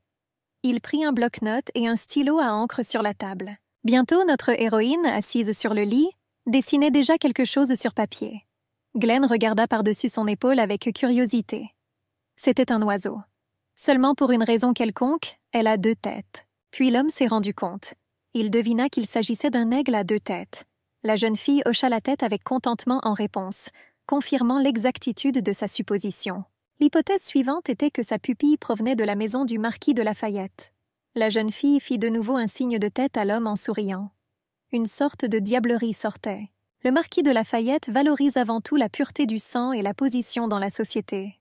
Il était incroyablement fier de son pédigré, qui commençait simultanément avec la fondation du royaume d'Arcadie. Et il était facile de comprendre qu'il méprisait ceux en dessous de lui et flattait simplement ceux au-dessus de lui. C'était un homme puissant, à part entière. Sa femme était une femme cruelle. Le couple considérait les ouvriers de leur domaine comme de simples outils. Et si les messieurs n'aimaient pas quelque chose, ils pouvaient alors fouetter la servante sans hésiter directement au bal royal. Il y avait une bouteille de vin et un verre sur la table, et plusieurs morceaux de fromage dans l'assiette. Le duc rappelle que les marquis semblent avoir plusieurs enfants. Cependant, ils ne sont jamais apparus dans la société. Il a estimé que de toute façon, la progéniture du couple Lafayette devrait avoir un caractère à la hauteur de ses parents, et si cette fille travaillait dans la maison de ce marquis, alors jusqu'à ce moment-là, elle était traitée avec cruauté. Sa pupille était même touchée par le fait qu'elle soit soignée et nourrie. Elle a essayé de travailler malgré les blessures douloureuses au dos. Il s'est avéré que la femme maigre a été fouettée, puis jetée dans les bidonvilles en guise de punition, dans l'espoir qu'elle ne survivrait pas du tout ici. L'homme pensa que si la fille était tellement tourmentée, alors pourquoi était-elle si heureuse d'entendre le nom de Lafayette? Son regard semblait dire « Je veux revenir le plus vite possible ». Cette absurdité ne pouvait pas rentrer dans la tête de Glenn. Il voulait savoir à quoi pensait cette fille, et il était désolé qu'il ne puisse pas se comprendre. Il regarda sa main avec envie. Une assiette fut jetée sur le sol et elle se brisa en fragments avec un bruit sourd. La femme se demanda combien de temps il allait la tromper. Elle se couvrit le visage de ses mains et pleura. Le garçon entra silencieusement dans la pièce. Il essaya de fermer les portes derrière lui tout aussi doucement en partant. Lorsqu'il marchait dans le couloir avec une fille, il lui demanda « Pourquoi sa mère pleure-t-elle tout le temps? Et pourquoi papa ne rentre-t-il pas à la maison ?» Le garçon avait les larmes aux yeux. Suzanne répondit au jeune maître que son père n'était qu'un homme sans valeur, qu'il ne remplissait pas les devoirs d'un duc, et il dépensait facilement tout son argent pour les femmes et le jeu. Sa mère essayait de toutes ses forces d'attirer l'attention de son mari sur sa famille et ses enfants, mais c'était inutile. Et la femme qui pleurait ne faisait que maudire ses maîtresses. Le garçon a demandé pourquoi ni son père ni sa mère ne sont venus lui rendre visite. La jeune fille a dit que le jeune maître lui-même comprendrait tout quand il serait un peu grand. Il s'est mis à pleurer, et Suzanne l'a serré dans ses bras et lui a dit gentiment qu'il l'avait et que tout irait bien. Le garçon a au moins accepté cela et a remercié la fille pour sa compréhension et ses soins. Suzanne était l'une des maîtresses de son père, mais le garçon a réussi à s'attacher à elle et à l'aimer de tout son cœur. Mais elle raconta à sa mère les aventures de son père, la plongeant encore plus dans le désespoir. Et elle a raconté à son père la cruauté avec laquelle sa mère traitait son fils. Et ainsi la jeune fille a alimenté la méfiance du monsieur envers sa femme. Non seulement elle s'entendait bien avec le garçon, mais elle avait également gagné la confiance du monsieur, le père du garçon. Et c'est aussi Suzanne qui fut la première à découvrir le corps de la maîtresse dans l'étang et à pousser un cri dans tout le manoir. Et c'est ainsi que Suzanne, après avoir levé l'obstacle, put enfin atteindre son objectif. Bientôt, elle devint officiellement l'épouse du duc. Il s'est avéré que la fille ne se souciait jamais vraiment de Glenn. Pour elle, il n'était qu'un outil pour accéder au pouvoir. Il a conclu que tout le monde était dégoûtant, qu'ils sont prêts à tout pour obtenir ce qu'ils veulent. Glenn n'a donc pas utilisé son lasso depuis le jour de son apparition. Il lui suffisait de regarder dans l'âme d'une personne pour en voir la laideur. Et maintenant, l'homme avait peur d'être déçu par cette fille aussi. Après tout, ses véritables intentions lui étaient inconnues. Et s'il utilise ses capacités et découvre que cette mignonne n'est fondamentalement pas différente de Suzanne? Qu'elle soit tout aussi double, saura-t-il le supporter? Glenn aurait facilement pu découvrir les intentions de la jeune fille qui l'avait sauvée, mais il avait peur. Soudain, elle se révèle être comme Suzanne, à 2 visages. Julia avait du mal à porter une montagne d'assiettes propres. L'homme l'appela brusquement, il commença à lui reprocher de reprendre du travail. Et Julia mettait maintenant du linge propre sur l'étagère du placard. Glenn l'a attrapée, l'a enveloppée dans un drap et l'a portée. Il a dit qu'elle n'avait pas obéi à l'ordre de se reposer. La fille maigre était assise docilement comme une poupée sur le lit, incapable de bouger dans le drap. Glenn ôta ses gants. Il comprit que la fille ne pouvait tout simplement pas s'asseoir au même endroit. Il a quand même décidé d'utiliser le lasso. Sinon, la fille se surmènera clairement à force de travailler dur. L'homme regarda sa pupille dans les yeux. Il voulait en savoir au moins un peu plus sur elle. Sa paume reposait sur la tête de la jeune fille. Il entendit ses pensées. Elle était heureuse qu'il sourit enfin. Julia pensait que M. Glenn était aussi gentil que M. Camille, qu'il lui a également caressé la tête, même si elle n'a rien fait pour le mériter. Elle pensait qu'elle ne pouvait pas dormir toute la journée, et il veut remercier le Sauveur d'une manière ou d'une autre. L'homme a admis qu'il n'avait même pas vu la moindre allusion que la fille cachait quelque chose. Il était sincèrement surpris que de telles personnes existent. Glenn a demandé à la jeune fille s'il était vrai qu'elle était si fatiguée de rester assise au même endroit. La jeune fille hocha la tête et pensa qu'elle aimerait récompenser le Sauveur pour ses soins. Et je voulais juste être utile. Et puis, après avoir remercié le Sauveur, elle voulut retourner au domaine Lafayette. Elle était triste que M. Camille soit probablement très inquiet pour elle. La jeune fille pensa qu'elle devait dire au maître le plus tôt possible qu'elle allait bien. Et excusez-vous de l'avoir inquiétée. Elle voulait tellement voir M. Camille. L'homme s'est excusé. Il a compris tout ce qui était nécessaire, et il promit de lui donner 2 instructions. Premièrement, elle aidera en cuisine 1 heure par jour. La jeune fille accrochait des serviettes propres et lavées à une corde à côté de la cuisine. Et puis j'ai lavé les légumes verts frais. Un employé de cuisine gentil et amical est sorti et a gentiment dit à la jeune fille que c'était assez pour aujourd'hui. Julia s'inclina à ses pieds. La 2e commande de Glenn était de venir chez lui prendre le thé. La servante peignait les cheveux longs de la jeune fille. Et notre héroïne s'est assise et a raisonné de manière autocritique. Non seulement elle ne connaissait pas l'étiquette, mais elle ne pouvait pas non plus répondre. Et c'est pourquoi elle avait peur que l'homme semble s'ennuyer avec elle. Glenn se leva à la vue de la jeune fille et la rencontra debout près de la table dressée avec un sourire ouvert. Il l'invita à se rapprocher. Julia rougit partout. Elle-même ne savait pas pourquoi elle se sentait soudainement si rouge. Sur la table, il y avait une théière, des tasses et une assiette de friandises. Notre héroïne regardait tout cela avec tristesse et avait peur de faire quelque chose de mal. Le jeune homme, voyant son indécision, assura qu'il avait toujours détesté les formalités. Elle n'avait donc pas à se soucier des bonnes manières. Julia a été surprise que M. Glenn ait remarqué qu'elle était gênée. Et j'ai pensé qu'il fallait au moins toucher la nourriture pour ne pas paraître impolie. Et elle commença à boire du thé. Elle a été surprise que ce soit si savoureux. Et la servante serviable et sympathique a glissé tout un plateau de bonbons juste sous le nez de la jeune fille. Julia appréciait le goût des produits de boulangerie et s'en remplissait la bouche. Glenn a qualifié leur goûter de course, espérant seulement qu'elle pourrait se détendre. Mais les choses se sont déroulées différemment. Le duc a déclaré que la jeune fille avait une miette collée sur elle et s'est essuyé le visage avec sa main. L'homme sourit. Et pour lui, cette période s'est avérée étonnamment agréable, ainsi que pour notre héroïne de l'histoire. L'homme au pince-nez faisait son rapport à M. Glenn. Il lui reprochait de ne pas l'écouter du tout. Il s'est excusé auprès de Siméon. Le blond a dit que si quelque chose le dérangeait, peut-être aurait-il dû régler ce problème avant de passer à autre chose. Glenn a reconnu qu'il avait raison, et l'assistant annonça qu'il était prêt à écouter le maître. L'homme demanda s'il y avait quelqu'un du nom de Camille dans la famille de la marquise Lafayette. La blonde a insisté sur le fait que c'était le prénom de leur 2e fils. Le monsieur m'a demandé de me dire ce qu'il savait de Camille. L'homme sortit lentement de l'étagère le livre qui l'intéressait. Il a répondu que le couple n'avait pas encore présenté ses fils au monde. Glenn fut surpris. Les hommes n'ont-ils pas encore atteint le bon âge pour ça? Mais son assistant a dit que ce n'était pas une question d'âge. Après tout, l'héritier aîné de la famille n'a pas non plus été introduit dans la société. Il s'appelle Grégory de Lafayette, et il a 23 ans.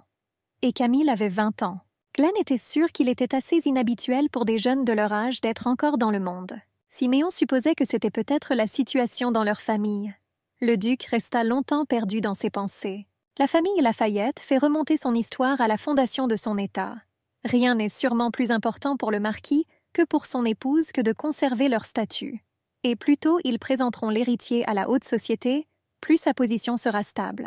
Et Glenn ne comprenait pas pourquoi le couple hésitait à présenter leur fils à l'ensemble de la société aristocratique. Il demanda à l'assistant si le marquis de Lafayette avait un lasso. Il l'a confirmé.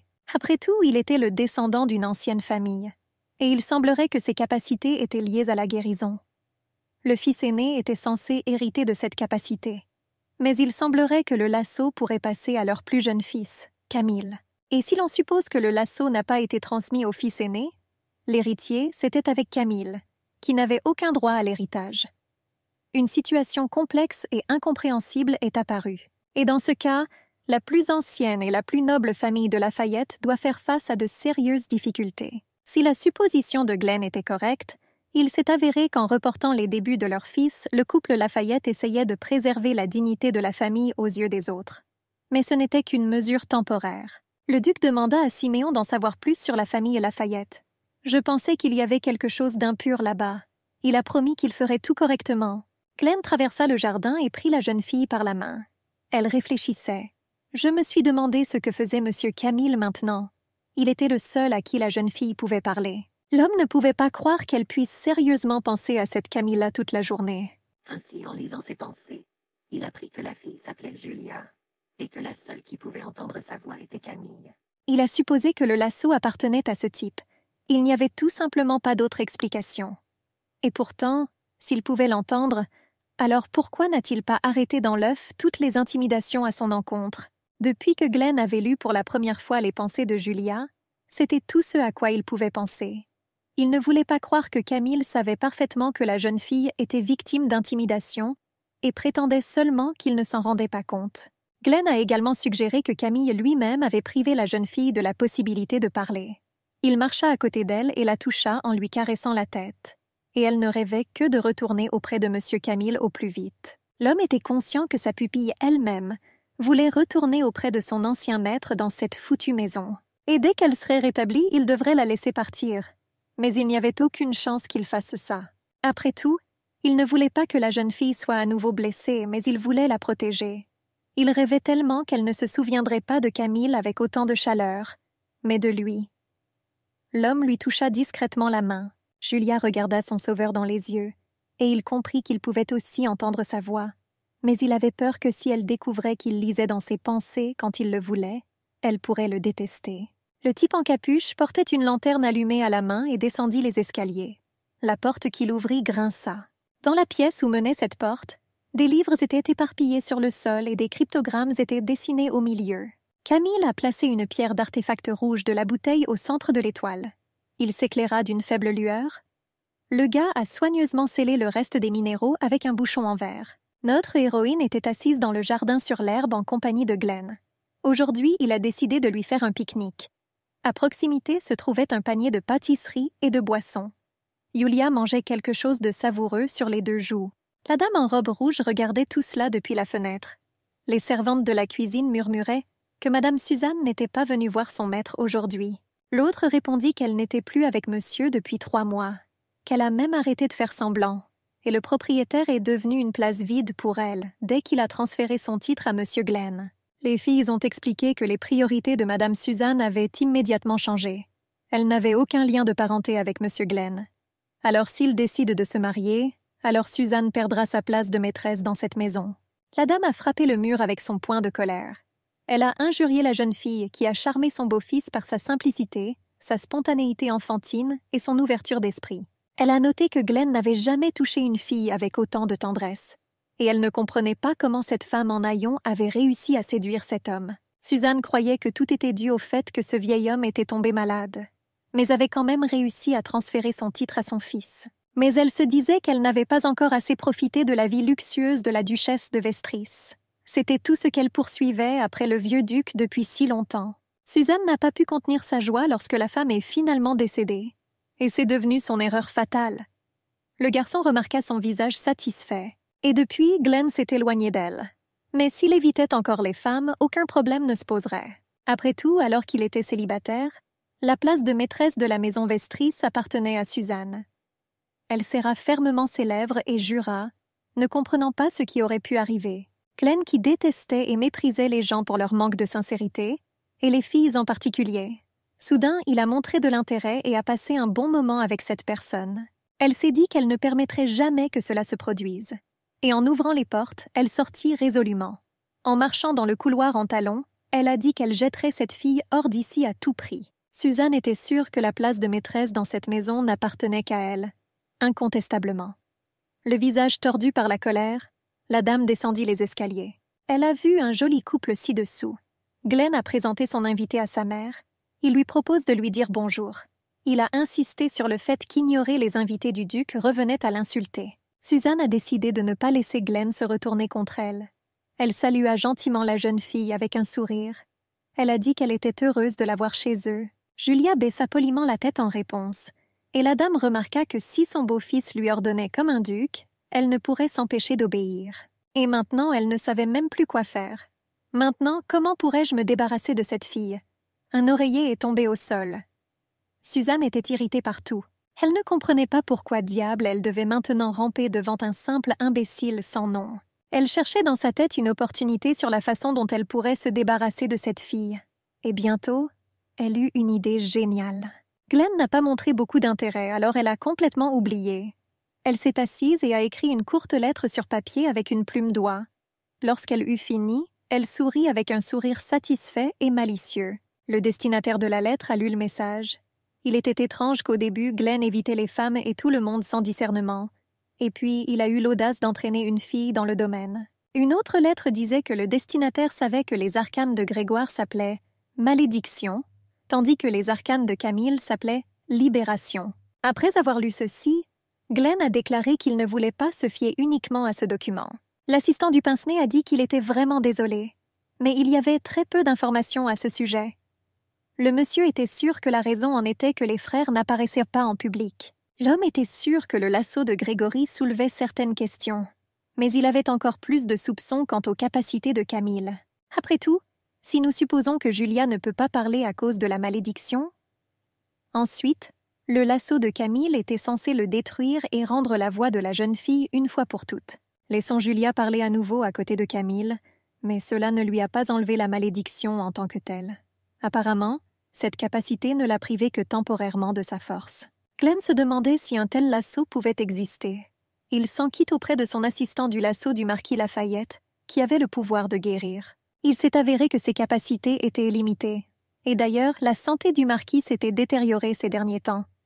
Et il n'est pratiquement pas apparu en public. Mais en même temps, il refusait toujours d'introduire son héritier dans la société. C'était étrange pour quelqu'un de mettre sa famille et son sang au-dessus de tout. Glenn soupçonnait quelque chose de louche ici. Mais je ne comprenais toujours pas quoi exactement. Il ne pouvait pas comprendre. Et il voulait protéger Julia du danger, mais il ne savait presque rien. Ils ont frappé à la porte et ont demandé pardon de m'avoir dérangé. Ils ont apporté du thé. Et avec les domestiques, Julia entra avec un bouquet de roses délicates, le sourire aux lèvres. Le duc devina que la jeune fille devait aider le jardinier aujourd'hui, et il lui a permis de récupérer un bouquet. La jeune fille pressa les fleurs contre sa poitrine et rayonna de plaisir. Le domestique dit à l'oreille du maître que, comme il aimait les fleurs, la jeune fille voulait les apporter à son bureau. Glenn fut surpris par cette déclaration de ses préférences. Mais le domestique a dit qu'au moins la jeune fille le pensait. Le domestique a dit que le monsieur lui-même marchait avec la jeune fille tous les jours dans le jardin. C'est ce qu'elle pensait. Pendant ce temps, Julia mettait des roses coupées dans un vase. Glenn a insisté pour qu'il se promène dans le jardin avec elle simplement parce qu'elle aimait ça. Mais soudain, cela lui vint à l'esprit. Il a demandé à son assistant comment il savait tout cela. Il expliqua « J'ai tout appris de Julia elle-même. Elle pouvait tout expliquer intelligemment avec des gestes, et il s'est avéré qu'elle y avait plutôt réussi. Ils n'ont donc pas encore eu de problème de compréhension. » Glenn a insisté sur le fait que c'était une excellente nouvelle. Il regrettait seulement qu'ils soient les seuls à ne pas avoir de problème, et il est devenu triste. Le blond se couvrit la bouche pour cacher le rire qui lui échappa. Julia regardait tout avec des yeux pleins de surprise. Glenn regardait la jeune fille avec amour et tendresse. Lorsqu'elle remarqua son regard posé sur elle, elle s'inclina timidement devant lui. L'employée a déclaré qu'elle n'avait pas encore terminé ses fonctions. Il leur a donc demandé de reporter un peu leur goûter. Le duc accepta. Notre héroïne était heureuse que M. Glenn lui sourit.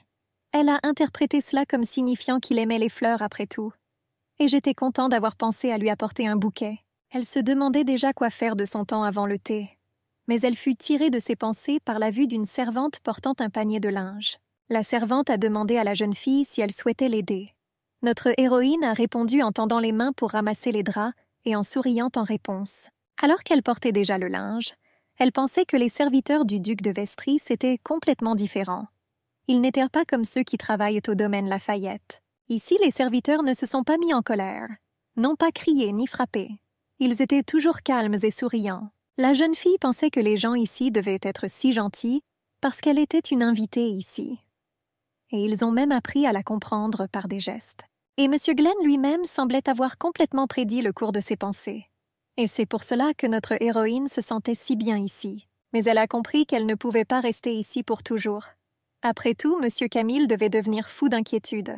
Et si elle décide de se rapprocher des serviteurs de la maison Vastris uniquement à cause de leur gentillesse, alors elle trahira ainsi Maître Camille. Julia pensait au gars. Elle a disparu si soudainement qu'il ne savait probablement pas quoi penser. Et elle voulait lui faire signe que tout allait bien pour elle. Mais Julia avait tellement peur de retourner dans cette maison. Et pourtant, elle avait tellement envie de voir M. Camille, ce cuisinier envieux, la méchante maîtresse et le cruel et imprévisible Grégory.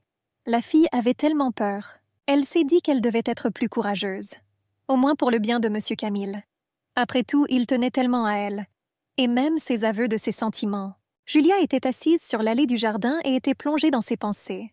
Mais ensuite, une fille vêtue d'une robe bleue chic s'est approchée d'elle et lui a adressé un discours insultant, la traitant de bâtarde. La FIFA aux cheveux roses a demandé impérieusement à Julia si elle était la bâtarde que Glenn avait ramassée. Notre héroïne regarda l'inconnue avec surprise. Je pensais qu'elle était si belle qu'à première vue, il était clair qu'elle était une aristocrate. Julia tomba à genoux et commença à s'incliner à ses pieds. Ses longs cheveux noirs débordaient sur les dalles de l'allée du jardin. La dame a dit que la jeune fille avait été soulevée comme un chien, et elle avait le culot de penser qu'elle pourrait rester ici aussi longtemps qu'elle le voudrait. Et il restait à voir si elle considérait la gentillesse de Glenn comme illimitée, ou alors elle essayait simplement de profiter de l'opportunité. La dame en robe bleue a délibérément marché sur la main de Julia avec son talon, lui créant une blessure douloureuse. Elle a dit que les clochards comme elle n'avaient pas leur place ici. Le pied d'une chaussure à talons hauts et pointus s'est retrouvé sur la tête de notre héroïne. Il y eut un sifflement désagréable, et elle pensait qu'après tout, M. Glenn n'aurait pas dû la gâter ainsi. La personne arrogante a ordonné à la jeune fille de relever la tête. Julia la regardait avec des yeux coupables, et elle annonça qu'elle s'appelait Ophélie de Arcadia. La fille maigre était confuse. Après tout, c'était le nom de leur royaume, et seuls les membres de la famille régnante portaient un tel nom de famille. Elle ne pouvait pas croire que c'était la princesse du royaume, et elle a déclaré que Glenn était son futur mari. Et puisque la fille a décidé de s'en tenir à un homme, elle aurait dû s'en souvenir, que ça ne coûtait rien à la princesse de tuer quelqu'un comme elle. La dame a demandé si l'invitée comprenait où elle voulait en venir. Julia se mit timidement à genoux devant elle et hocha la tête. La princesse lui demanda de la remercier pour sa condescendance, se tourna brusquement et partit, et Julia, assise dans l'allée du jardin, essayait de comprendre que Madame Ophélie deviendrait l'épouse de Glenn. Après tout, cet homme portait le titre de duc. Et bien sûr, il avait déjà une épouse en tête. Mais elle ne comprenait pas pourquoi son cœur était si lourd. La femme de chambre a demandé à Julia avec surprise lorsqu'elle l'a vu ce qui lui était arrivé. La jeune fille frémit. Elle a supposé qu'elle était tombée, et elle a suggéré de soigner rapidement ses blessures. Elle prit la jeune fille par la main et l'entraîna avec elle. Et Julia était surprise que les gens du domaine Vestris soient si gentils avec elle. Et elle ne voulait pas continuer à leur causer des problèmes. L'assistant du duc remercia l'homme. Il a dit que c'était tout, et Julia était assise dans le chariot à côté de caisses vides et de tonneaux à échanger. Elle pensait que même si elle partait d'ici, elle ne pourrait toujours pas retourner au domaine Lafayette. Oui, elle ne savait même pas où c'était. Et même si, d'une manière ou d'une autre, elle parvenait miraculeusement à Judas, la maîtresse ne lui permettrait pas d'y rester. Et il y avait autre chose. Grégory, avec son agressivité et ses apparitions dans son placard, un serviteur antipathique. Julia réalisa qu'elle voulait vraiment voir M. Camille, mais elle avait très peur de retourner dans cette maison. Le domestique a dit que la jeune fille avait soudainement disparu. Le duc a précisé ce que cela signifiait. Il a dit qu'il était vraiment désolé. Tous les serviteurs ont reçu l'ordre de fouiller, mais jusqu'à présent, il n'y avait aucune nouvelle. Glenn a précisé qui avait vu la fille pour la dernière fois. La femme de chambre a immédiatement répondu. Il lui a demandé si elle avait remarqué quelque chose de suspect. Elle a assuré qu'en fait, la jeune fille avait une écorchure. Et lorsqu'elle rencontra la jeune fille, elle était assise dans le jardin et semblait regarder dans le vide. Elle avait des égratignures sur le front et près du nez. Elle s'est donc immédiatement précipitée pour soigner les blessures de la jeune fille. Et elle a demandé si elle était tombée et n'a reçu qu'un signe de tête en réponse. Mais le fait est que tout cela semblait étrange. Après tout, si elle tombait, elle pourrait vraiment se blesser au visage. Mais le dos de sa main était également endommagé. Il était impossible de subir une telle blessure suite à une chute. Sa main semblait écrasée sous le talon d'une chaussure de femme. Glenn y réfléchit. Cela ne pouvait pas être l'œuvre de la belle-mère. Après tout, il était désormais duc. Et elle ne risquerait pas d'y aller ouvertement contre sa volonté. Mais aujourd'hui, Ophélie s'est présentée à l'improviste pour lui rendre visite sans invitation ni raison apparente. Et maintenant, elle était déjà capable de tout. Et il s'est avéré que c'est à cause d'elle que Julia a décidé de quitter le domaine. Le chariot couvert était garé dans une ruelle sombre. Les lanternes des maisons l'éclairaient mal. La jeune fille regarda attentivement et décida de sortir. Elle regarda autour d'elle avec prudence. Des bruits ambigus ont été entendus au coin de la rue. La curiosité l'a poussée à y regarder. Là, un couple dans une pose érotique prenait plaisir à la proximité de leur corps. Julia se retourna rapidement, effrayée à l'idée d'avoir été remarquée. La jeune fille était surprise de voir comment il pouvait penser à faire l'amour dans la rue. Elle a commencé à s'enfuir sans se retourner, là où ses yeux regardaient. Mais à un moment donné, elle a rencontré un homme inconnu. Il l'appela et lui ordonna de surveiller désormais où elle allait. Julia a essayé de communiquer avec lui par des gestes. L'homme ne comprenait rien à ces gestes. Il était surpris qu'il y ait aussi des jeunes ici. Une horreur silencieuse se figea dans les yeux de la jeune fille. Il a dit que c'est ainsi qu'il allait au bordel et qu'il ne couchait pas avec des putes de la rue. Cela le rendait furieux qu'il soit toujours aussi sale. L'étranger a attrapé Julia par le coude et lui a ordonné de l'accompagner docilement. La jeune fille était étonnée qu'il pense une telle chose à son sujet. Mais ensuite, une voix familière l'a appelée. Cet homme lui était visiblement familier. Mais il y avait une anxiété et une agressivité inhabituelles dans cette voix. Elle se pressa contre le mur. Il y eut un puissant bruit d'impact et du sang jaillit. Des larmes apparurent dans les yeux de Julia. Camille se tenait devant elle à la lumière des étoiles. Un autre homme à cheval parcourait les rues de la ville à cheval. Il se demandait où la fille avait bien pu aller. C'était le même duc de Glen Westris. Ses cheveux étaient ébouriffés, ses lèvres comprimées et son regard anxieux. Pendant ce temps, Camille était heureuse d'avoir retrouvé Julia. Elle le regarda dans les yeux avec dévotion, ne croyant pas à son bonheur. Le gars a insisté sur le fait qu'il la cherchait comme ça. Il lui toucha doucement le visage et continua de lui dire des mots gentils. La jeune fille, même ayant l'occasion de parler, n'a pas pu trouver de mots de joie. Le gars a commencé à la serrer dans ses bras. Il était sûr que la fille devait avoir très peur. Il a assuré que tout irait bien maintenant. Julia a demandé ce qui allait arriver à cet homme maintenant, en regardant l'étranger immobile sur la route à proximité. Camille lui a assuré avec un sourire aux lèvres qu'il était effectivement un peu impoli avec lui. Mais son coup n'était pas trop fort, et il dut bientôt reprendre ses esprits. Mais il valait mieux qu'il parte d'ici le plus tôt possible. Après tout, lorsque cet homme se réveillera, il pourrait soudainement avoir des ennuis. Le gars a pris la fille légère dans ses bras, et elle a même haleté de surprise, et il la porta plus loin dans ses bras. La jeune fille a protesté. Elle a assuré à M. Camille qu'elle pourrait s'y rendre elle-même, mais il a assuré qu'elle tremblait de partout, et il la protégera. Je lui ai demandé de ne pas trop s'inquiéter, et sur les dalles de cette route, le corps de l'homme restait étendu dans une mare de son propre sang. Camille, quant à lui, mit la jeune fille à cheval devant lui. Il lui a demandé où elle était pendant tout ce temps. Elle marmonna quelque chose d'inaudible en réponse par-dessus son épaule. Le gars a déclaré que lorsqu'elle avait été expulsée du domaine, elle avait été grièvement blessée. Et maintenant, elle portait des vêtements propres et neufs. Et ses blessures semblaient complètement guéries. Julia répondit, heureusement pour elle, elle se retrouva alors dans la propriété du duc Vestris. Camille a posé des questions sur le duc Vestris. La jeune fille a assuré qu'il l'avait trouvée sur la route et l'avait emmenée avec lui. Et il était incroyablement gentil avec elle tout le temps. Camille, par émotion et par jalousie, se contenta de serrer avec force les rênes de son cheval. Il se demandait comment, dans ce cas, Julia s'était retrouvée à cet endroit. Après tout, le domaine de Vestris était assez loin. Julia hésita. Elle a partagé qu'elle ne pensait tout simplement pas que ces gens devraient se soucier d'elle pour toujours. Le gars a été surpris qu'elle soit vraiment partie sans rien dire à personne. Elle le confirma avec un visage triste. Elle raconta comment elle s'était faufilée dans la charrette du marchand qui quittait le domaine. Il le lui reprochait. Elle a dit qu'elle était parfaitement consciente de tout, mais elle ne savait pas du tout comment expliquer pourquoi elle voulait partir. Et même si elle le pouvait, il ne la laisserait toujours pas partir. Julia se rendit compte qu'elle ne les avait même pas remerciés à la fin, et elle a agi de manière ingrate. Mais elle ne pouvait pas continuer à y rester, précisément parce que les gens étaient gentils avec elle. Et le duc de Glen, lui-même aussi. Des pieds chaussés de chaussures luxueuses se tenaient sur le seuil du manoir et les planches craquaient. L'homme était triste. Glenn a demandé à son assistant s'ils avaient trouvé quelque chose. Il a répondu qu'il n'y avait rien, pas la moindre idée. Il se souvient comment, enfant, une fille l'appelait frère et lui reprochait de ne jamais lui dire son nom. Et maintenant, il s'est avéré que cette fille a également décidé de disparaître soudainement de sa vie, tout comme celui de ses souvenirs d'enfance. Le domaine Lafayette se trouvait dans l'obscurité de la nuit.